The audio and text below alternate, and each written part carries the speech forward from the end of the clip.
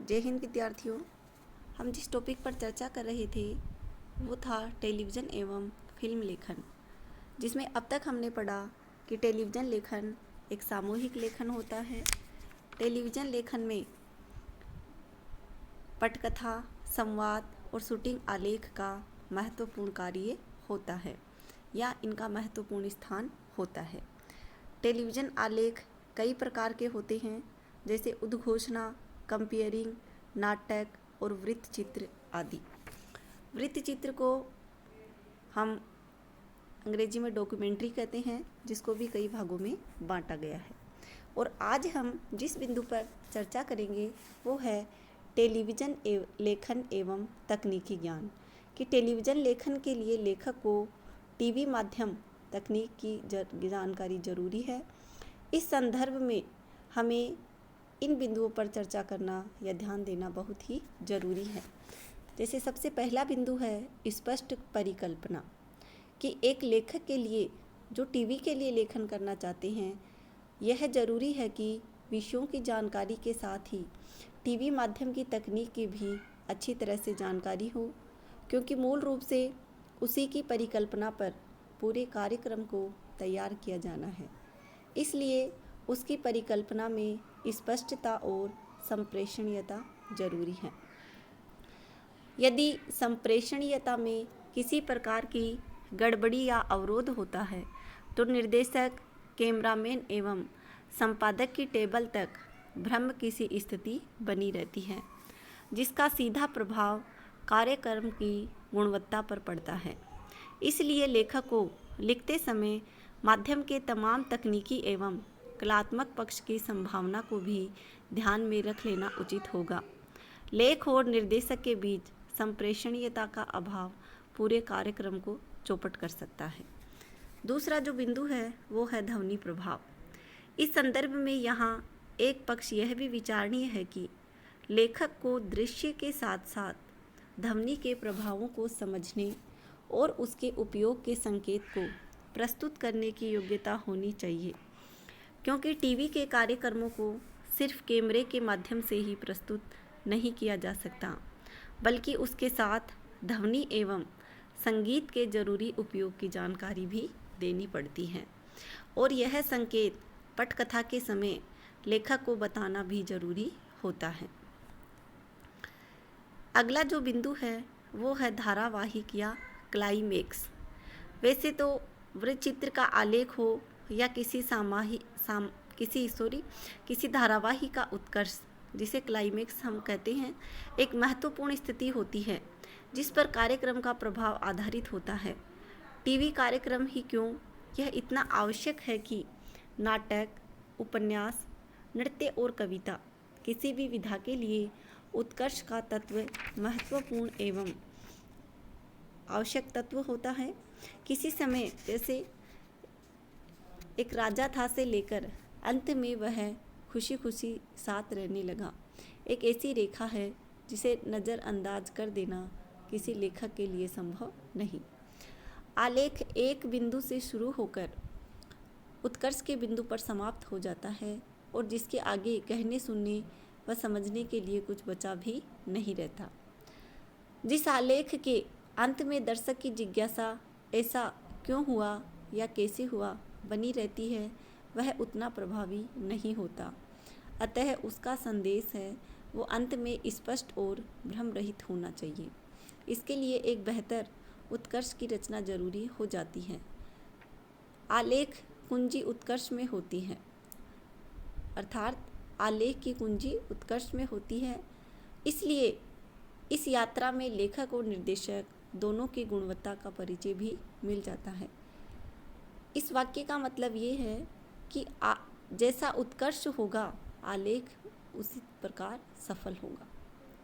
हालांकि दृश्य माध्यम में खासकर नई पीढ़ी के निर्देशकों ने उत्कर्ष के बाद भी उत्कर्ष जैसे तत्वों को जोड़ने की कोशिश की है, किंतु इसका निर्वाह करना कठिन होता है।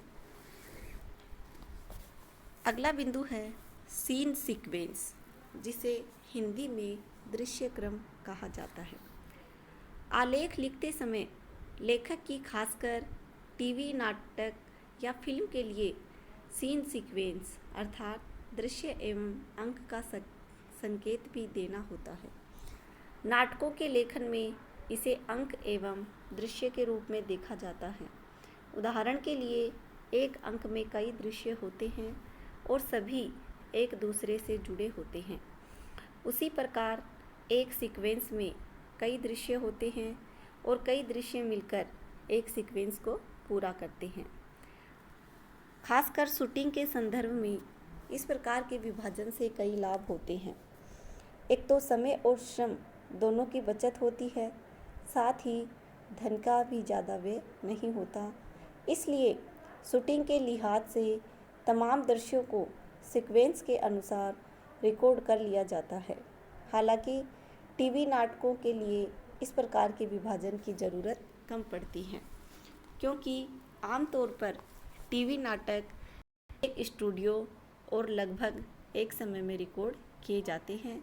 इस प्रकार का वृत्त विभाजन वृत्तचित्र या फिल्म के निर्माण के लिए ज़्यादा लाभ पहुंचाने वाला होता है। टीवी को क्लोजअप का माध्यम भी कहा गया है, जिसका तात्पर्य है कि कैमरे का मूवमेंट मुख्यतः चेहरे या सब्जेक्ट के क्लोजअप के इर्द गिर्द ही संचालित होता है। दूसरे शब्दों में कहें तो लॉन्ग शॉट की ज़्यादा ज़रूरत टीवी पर्दे के लिए नहीं होती। फिल्मों की चकाचौंध ने टीवी के पर्दे को भी प्रभावित किया, इसलिए अब टीवी के सेट भी भड़कीले बनाए जाने लगे हैं और पर्दे पर एक साथ 5 से 7 कलाकार भी इकट्ठे नज़र आते हैं, जबकि इसकी व्याकरण के अनुसार टीवी कैमरे के सामने एक और अधिक से अधिक 3 कलाकार एक साथ दिखाए जा सकते हैं।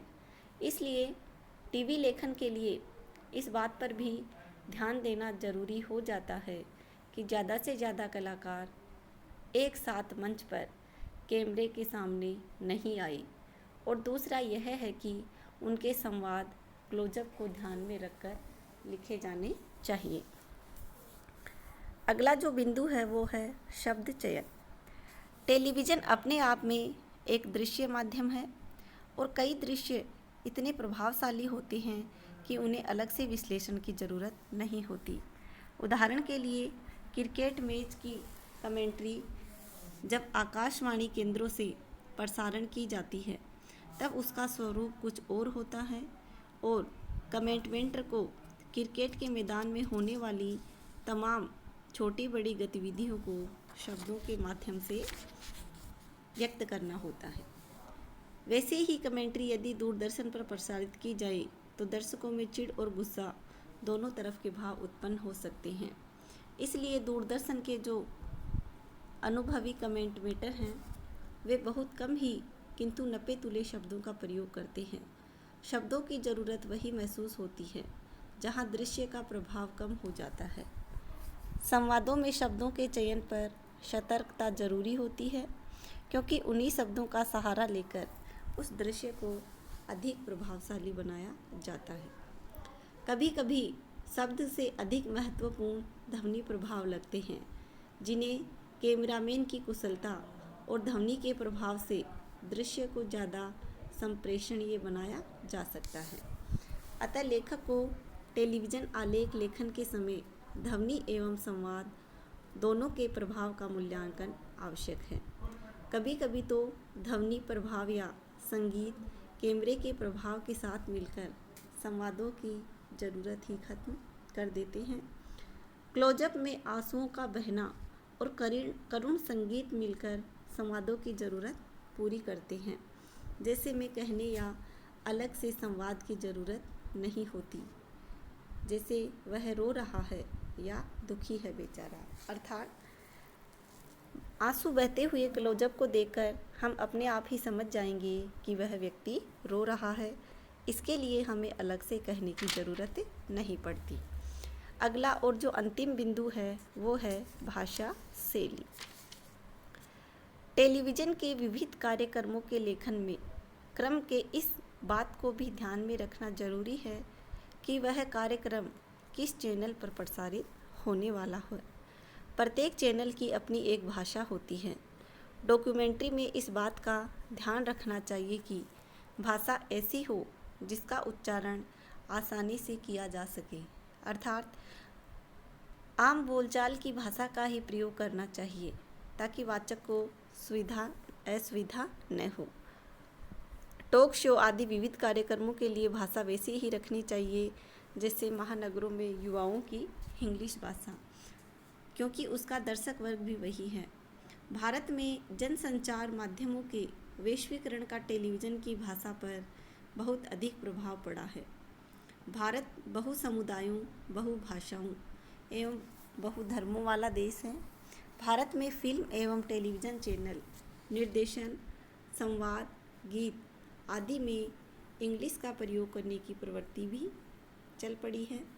रेडियो एवं विज्ञापन जैसे अन्य माध्यम नई उन्नत किस्म, जिन्हें न्यू हाइब्रिड लैंग्वेज भी कहा जाता है, उस भाषा का प्रयोग करने से भी नहीं हिचकते। इस प्रकार हम कह सकते हैं कि टेलीविज़न जैसे माध्यम में लेखन का अपना एक विशेष महत्व होता है। प्रसिद्ध लेखक कमलेश्वर का कहना है कि लेखक के बिना टेलीविज़न जैसा माध्यम नहीं चल सकता, लेकिन यह बड़ी त्रासदी है कि टेलीविज़न की यहाँ लेखकों के ब्रांड नेम नहीं बन पाए हैं, लेकिन बगैर लेखक के किसी सीरियल निर्माता का काम नहीं चल सकता, लेकिन लेखक में भी बहुत कुछ होना चाहिए। इस प्रकार टेलीविज़न लेखन के महत्वपूर्ण बिंदुओं पर हमने चर्चा की और अब हम फिल्म लेखन के जो प्रमुख बिंदु हैं, जैसे फिल्म लेखन के मूल तत्व, उन पर चर्चा करेंगे। आगे और भी इसके महत्वपूर्ण बिंदु हैं, फिल्म एवं टेलीविज़न और संवाद लेखन, इन पर हम चर्चा करेंगे। तो सबसे पहले हम जान लेते हैं कि फिल्म लेखन क्या होता है। फिल्म मीडिया का एक सशक्त माध्यम है। आज केबल के द्वारा टीवी घर घर में पहुंच गया है, फिर भी फिल्मों की लोकप्रियता में कोई कमी नहीं आई है। एक अच्छी फिल्म देखने के लिए सिनेमा घरों में आज भी वैसी ही भीड़ उमड़ी रहती है। फिल्मों के लिए लेखन और फिल्म पत्रकार बनना दरअसल एक चुनौती भरा काम है। दोनों में लगभग एक फिल्मकार की तरह ही समग्र जानकारी होनी चाहिए, लेकिन दुर्भाग्यवश हिंदी पत्रकारिता में फिल्म पत्रकारिता या फिल्म मीडिया को गंभीरता से नहीं लिया है। वैसे अंग्रेजी साहित्य, अंग्रेजी भाषा सहित दूसरी भारतीय भाषाओं की स्थिति भी ज़्यादा संतोषजनक नहीं है। समझा जाता है कि फिल्मों पर राय देना बड़ा आसान है, अभिनेताओं अभिनेत्रियों पर लिखना बहुत ही आसान है, इन्हें इंटरव्यू करने में कोई दिक्कत नहीं होती। ऐसी बातों भी यहाँ फिल्म इंडस्ट्रीज़ में चलती रहती हैं। अब हम चर्चा करते हैं फिल्म लेखन के मूल तत्वों पर कि फिल्म लेखन के लिए कैसा लेखक होना चाहिए। इसकी चर्चा करते हुए डॉक्टर सुशील सिद्धार्थ ने कहा है कि फिल्म लेखन में उत्सुक व्यक्ति को प्रारंभिक चरण में ही यह समझ लेना चाहिए कि इस क्षेत्र में सैद्धांतिक ज्ञान के साथ साथ व्यवहारिक दक्षता का योग अत्यंत आवश्यक है। कारण यह है कि 5-10 पृष्ठों की कहानी या कल्पना को लंबी पटकथा में डालने हेतु इसमें कई बातें जोड़नी और गठानी होती हैं।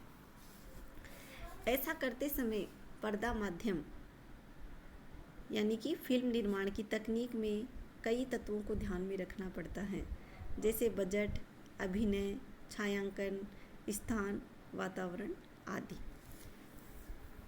फिल्म लेखन के लिए जिन तत्वों को ध्यान में रखना जरूरी हो, उनमें सबसे पहला है कथा विचार, अर्थात theme of the story.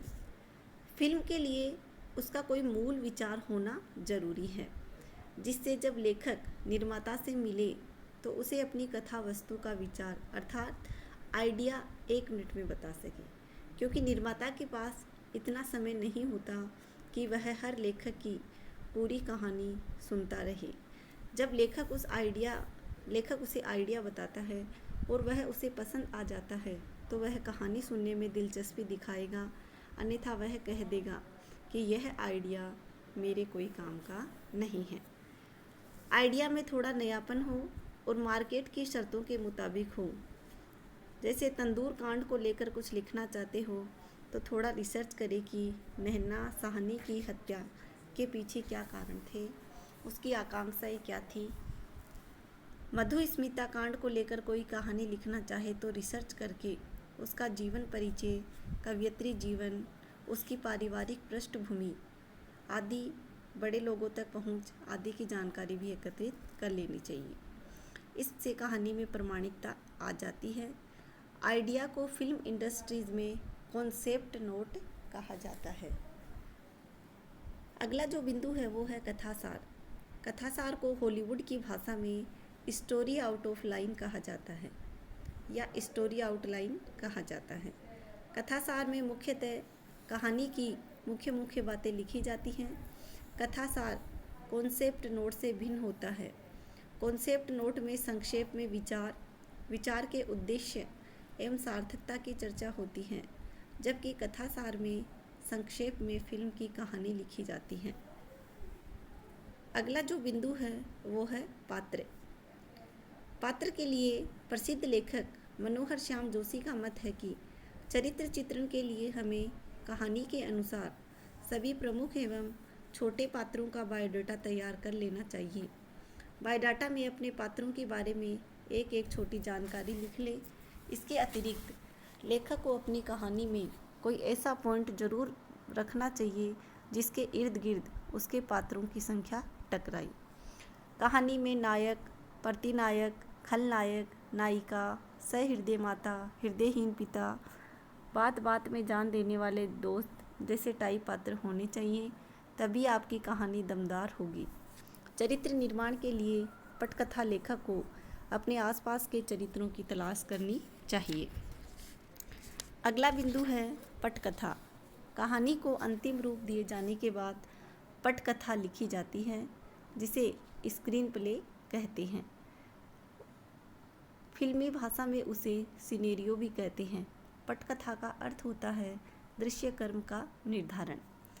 Ashok Chakradhar पटकथा लेखन को 3 टियर सिस्टम मानते हैं। रिश्तों के मध्य होने वाली संवेदना आदान प्रदान की प्रक्रिया का ज्ञान। दूसरा है व्यक्ति मन के अंदर होने वाले अदृश्य द्वंद्व को पकड़ पाने की क्षमता। संवेदन और अंतर्द्वंद को समाज के विभिन्न उपादानों के साथ विजुलाइज कर सकना।